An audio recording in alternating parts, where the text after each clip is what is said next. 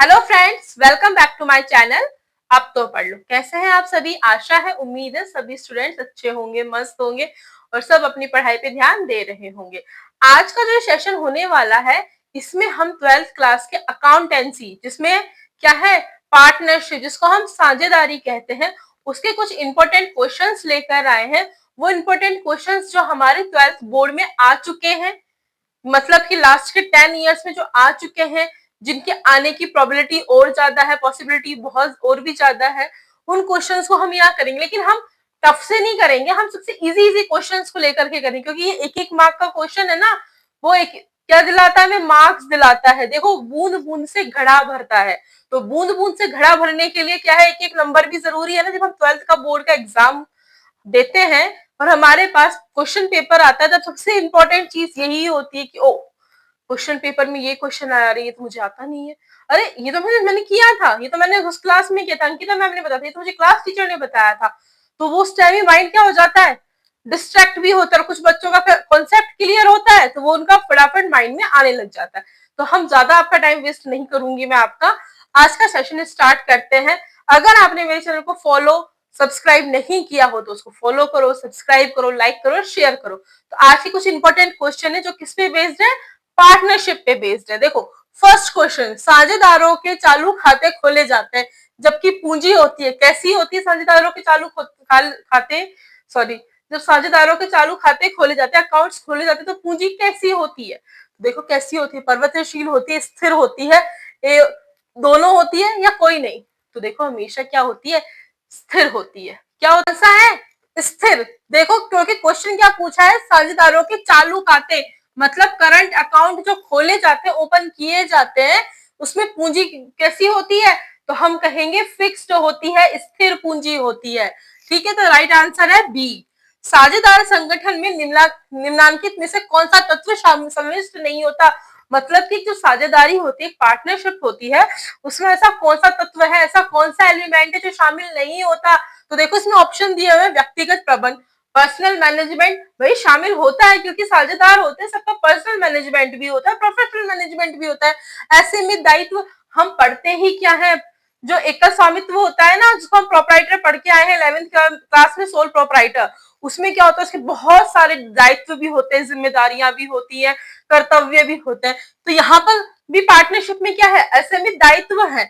निरंतर उत्तराधिकार, इसमें थोड़ा कंफ्यूजन लगता है कि उससे पहले हम फोर्थ ऑप्शन देख लेते हैं, गोपनीयता। देखो, गोपनीयता, किसी भी चीज का गोपनीय होना बहुत जरूरी है। देखो, कई बार गोपनीयता नहीं होती है ना, तो क्या होता है कि हमारे जरूरी जो डॉक्यूमेंट्स होते हैं वो गायब हो सकते हैं। एक पार्टनर की जितनी भी, यानी कि उसकी बनी हुई होती है, उसकी प्रॉपर्टीज होती है, सब कुछ वो गायब हो सकती है, इसलिए गोपनीयता का होना बहुत जरूरी है।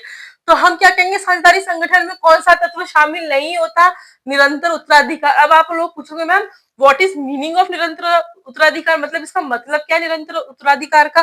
देखो, मैं हूं, ठीक है, मैं एक पार्टनर हूँ पार्टनरशिप फर्म में, फिर पार्टनरशिप फर्म में मैं पार्टनर हूँ, मेरे बाद क्या है, मेरे बच्चे होंगे, फिर उसके बच्चे होंगे। तो ऐसा नहीं होता, मेरे बाद अगर मेरी क्या होती है, बीच में ही पार्टनरशिप जो चल रही है, उसी बीच मेरी डेथ हो जाती है, तो मेरे बच्चों को बना दिया जाता है कि ठीक है, लेकिन उसके बाद नहीं बनाए जाएंगे, कंटिन्यूसली उत्तराधिकारी नहीं चलेंगे।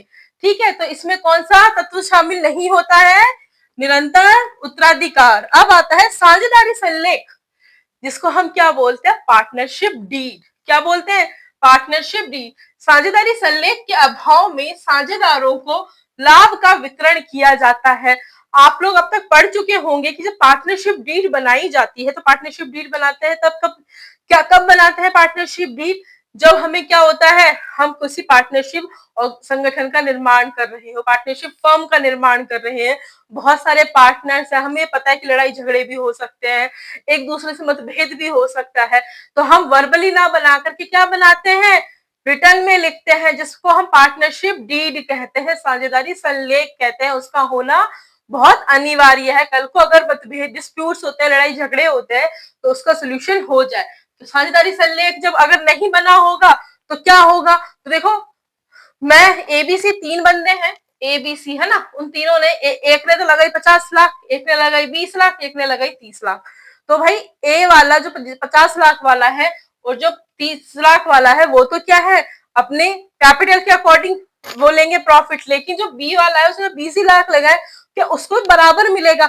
अगर साझेदारी संलेख बना हुआ है तब तो क्या है, बराबर से कर लिया जाएगा। अगर नहीं बना हुआ और साझेदार जिद करते हैं कि हमें तो बराबर ही चाहिए, तब उसके अभाव में क्या करेंगे, क्या करेंगे, समान मात्रा में ही देंगे। क्योंकि देखो ऑप्शन है, लगाई गई पूंजी के अनुपात में तो हम बिल्कुल नहीं दे सकते, न्यायालय के बताए गए उससे भी नहीं दे सकते, क्योंकि न्यायालय ने ही कह रखा है कि अगर आपकी पार्टनरशिप डीड नहीं बनी हुई है तो आपको क्या करना होगा, पूंजी का वितरण कैसे करना होगा, कैपिटल का डिस्ट्रीब्यूशन, प्रॉफिट का डिस्ट्रीब्यूशन समान मात्रा पे, मतलब इक्वल क्वांटिटी पे ही करना होगा। ठीक है, ये तीनों क्वेश्चन आई थिंक आप सब। चलिए अब आगे के क्वेश्चंस देखते हैं। ठीक है, मैंने अभी आपको 3 बता दिया। देखो नेक्स्ट है, साझेदारी में साझेदारों की संख्या होती है।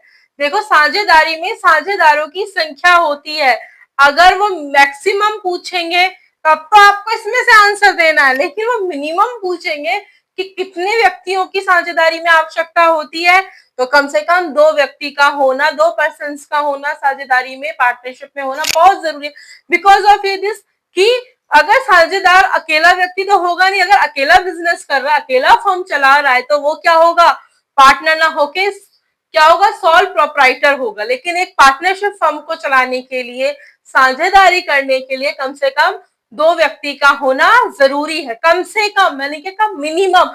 अब मैक्सिमम में आते हैं तो मैक्सिमम में कितने हैं, मैक्सिमम में भी सीमित है, मगर हमारी जो 2014 एक्ट है ना, उसके जो नंबर 10 है उसमें लिखा हुआ है कि सीमित होने चाहिए, तो सीमित में हम क्या करेंगे भाई, पहले तो इधर 200 तक हो सकते थे, मगर हमने क्या कहा कि 200 अगर पार्टनर्स होंगे तो बहुत यानी कि बीच बीच हो जाएगा, उसमें बहुत ही यानी कि गड़बड़ घोटाला हो जाएगा। तो क्या कहा कोर्ट ने कि आप कर सकते हैं, लेकिन 50 से ज्यादा आप नहीं रखेंगे। पहले तो कोई वो नहीं थी, 1932 जो एक्ट है उसके अकॉर्डिंग कुछ भी नहीं थे, लेकिन जब 2013 में नया एक्ट आया तब इन्होंने क्या कहा कि आप सीमित रखो 2014 में, रूल 10 में या 10 में है ना। ठीक है, तो क्या होगा, साझेदारी में समझो साझेदारों की संख्या होती है सीमित। ठीक है, अनिश्चित नहीं आएगा, सीमित आएगा, मतलब कि लिमिटेड होती है। अब आता है साझेदारी संलेख हमेशा होता है। अभी मैंने आपको इस क्वेश्चन से पहले ही बताया है कि पार्टनरशिप डीड होती है ना, वो कैसी होती है। अगर लिखित में है तो क्या है कि कुछ भी डिस्प्यूट होगा, कोई ये कह दे कि यार मैंने तो 50 लाख लगाए थे, मुझे तो उतना ही प्रॉफिट चाहिए, तो और किसी ने 10 लाख लगाए थे तो होगा मुझे भी 50 लाख वाले जितना ही प्रॉफिट चाहिए, तो फिर क्या होगा, लड़ाई झगड़े होंगे, होंगे ना। तो मैंने बताया था अगर आपने वर्बली बोल दिया कि ठीक है तुम्हें 50 लाख के हिसाब से तुम्हारा वो मिलेगा अनुपात से, तुम्हें इस हिसाब से मिलेगा, तो उसमें ऐसा नहीं हो सकता ना, वहां तो क्या लड़ाई झगड़े डिस्प्यूट होगा। हाँ, कभी कभी ऐसा होता है कि कुछ लोग होते हैं जो समझता है ठीक है यार, लेकिन आज के जमाने में ऐसा कोई नहीं होता कि अपना प्रॉफिट छोड़ दे और दूसरे को एक्स्ट्रा प्रॉफिट लेने दे। ठीक है, तो अब साझेदारी संलेख हमेशा कैसा होता है, जब हम पार्टनरशिप फर्म बनाते हैं उसके लिए, तो देखो लिखित होता है ना, लिखित में होता है। अब कोई कहे कि मौखिक, तो मौखिक भी वर्बली मैंने बोल दिया कि भाई मैं साझेदारी संलेख पार्टनरशिप डीड के अकॉर्डिंग कर रही हूँ, कि है ना, सारी चीजें मैंने मेंशन कर दी, तुम सबके नाम मैंने मेंशन कर लिए एक पेपर पे, ठीक है, मेरे पास रखा है और सब कुछ हो गया यार, कोई बात नहीं, भाईचारे में अपन ने कर लिया। लेकिन नहीं, एक पार्टनर ने भी कह दिया कि नहीं, लिखित में होना चाहिए, तो गवर्नमेंट ने भी हमें कह रखा है, कोर्ट ने भी कहा है कि जो पार्टनरशिप डीड होती है, साझेदारी संलेख होता है ना, वो दोनों तरीके से होना चाहिए, वर्बली भी होना चाहिए और रिटर्न में भी होना चाहिए। तो हम लिखित भी नहीं कर सकते, मौखिक भी नहीं कर सकते, हम क्या करेंगे, ए और बी, लिखित और मौखिक दोनों तरह से क्या होगा, हमारा साझेदारी संलेख का होना बहुत जरूरी है। अब नेक्स्ट क्वेश्चन, जब कोई साझेदार व्यापार में अतिरिक्त पूंजी लगाता है, हमने पढ़ा है ना कि पहले ए और बी थे,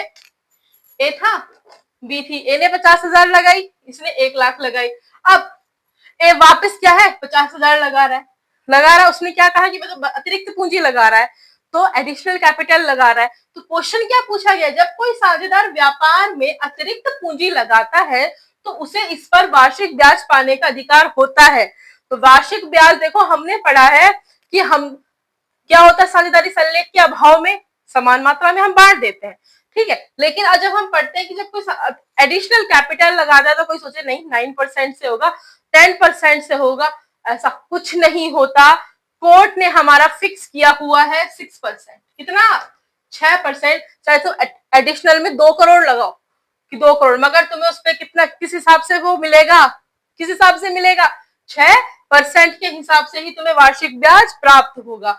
नेक्स्ट क्वेश्चन आता है बैंकिंग व्यवसाय का संचालन। देखो अब आ रहा है बैंकिंग से रिलेटेड। हमने पार्टनरशिप ही पढ़ रहे हैं, पार्टनरशिप में बैंकिंग पार्टनरशिप नहीं करता है कभी भी, हाँ वो कोऑपरेट कर लेता है ना, मेजर्स कर लेता है, मर्जर कर लेता है, लेकिन वो कभी वैसे प्राइवेट सेक्टर को अपने अंदर ले लेता है, लेकिन कभी उनसे क्या नहीं करता, कोऑपरेट नहीं करता है। तो ठीक है, बैंकिंग व्यवसाय का संचालन करने वाली फर्म में साझेदारों की अधिकतम संख्या कितनी होती है। देखो क्वेश्चन क्या है, बैंकिंग व्यवसाय, जो बैंकिंग होती है ना, बैंकिंग बिजनेस, उसको जो रन करते हैं, संचालन करने वाली जो फर्म होती है, उसमें साझेदारों की अधिकतम संख्या कितनी होती है, 7 नहीं, 10 नहीं, होती है 50। कितनी होती है, 50, 20 नहीं हो सकती। ठीक है, ये आई होप कि आप लोगों को ये क्वेश्चंस अच्छे लगे होंगे और एग्जाम की प्रिपरेशन के लिए ये बहुत ही अच्छे क्वेश्चन है, क्योंकि अब हमारे प्री बोर्ड्स आने वाले हैं, अगस्त आ गया है, आज 3 अगस्त है हमारे, नेक्स्ट सितंबर अक्टूबर के मिड में हमारे प्री बोर्ड हो जाते हैं फर्स्ट वाले। ठीक है, तो उसमें हमारे पार्टनरशिप के जो 1 मार्क्स से क्वेश्चन आते हैं ना, उसमें आप ये अटेम्प्ट कर सकते, क्योंकि ये एबीसीडी वाले ही नहीं, जो हमारे वेरी शॉर्ट क्वेश्चंस आते हैं ना, उसमें भी ये क्वेश्चंस पूछे जाते हैं कि भाई कितना है, कितने परसेंट से मिनिमम मैक्सिमम। तो देखो हमने ये जो सेशन आज का लेकर आए हैं, ये इंपॉर्टेंट साझेदारी मतलब पार्टनरशिप के ऊपर ही क्वेश्चन है। और आप लोग ये मत सोचिएगा कि हिंदी मीडियम वाले बच्चों के लिए है। देखो यहाँ पर जो क्लासेस होती है ना, अब तो पढ़ लो, वो हिंदी मीडियम और इंग्लिश मीडियम दोनों के लिए क्या है, वैल्यूएबल है, दोनों ही आप लोग इसको ले सकते हैं। लेकिन समझना क्या होता है, देखो हम एक चीज है, इंग्लिश में मैं आपको समझा दूंगी, इंग्लिश में मैं लिख कर ही बता दूंगी, लेकिन जो हमें समझ में आता है ना, जितना मैं बच्चों को समझती हूँ, जितना मेरा एक्सपीरियंस है बच्चों के लिए, कि भाई उन बच्चों को उनकी ही लैंग्वेज में समझाना होता है, उनकी ही हिंदी लैंग्वेज में। इंग्लिश में मैं बड़बड़ करके चली जाऊंगी कि भाई ऐसे नहीं, ऐसे दिस इज दिस दैट, ये सब नहीं। मैं आपको वो समझा रही हूँ कि जो हमारे बेसिकली हमारी लैंग्वेज है ना, कि हम इस लैंग्वेज में हमें बहुत अच्छा समझ में आता है हिंदी में। और ये स्टेट बोर्ड, राजस्थान बोर्ड में मोस्टली तो बोर्ड के एग्जाम्स के लिए है, लेकिन यहाँ पे हमारे Rajasthan board, Bihar board, UP board, उन सब के क्वेश्चंस के लिए बहुत अच्छा प्लेटफॉर्म है। और आपने अभी तक, वापस मैं वही कहूंगी, अगर आपने मेरा चैनल लाइक और सब्सक्राइब नहीं किया हो तो उसको लाइक करो, सब्सक्राइब करो और शेयर करो। और हम मिलते हैं नेक्स्ट क्लास में, जब हम क्या लाएंगे, बिजनेस स्टडीज की लेकर आएंगे, और बहुत जल्द हम हमारी क्लासेस भी स्टार्ट करेंगे।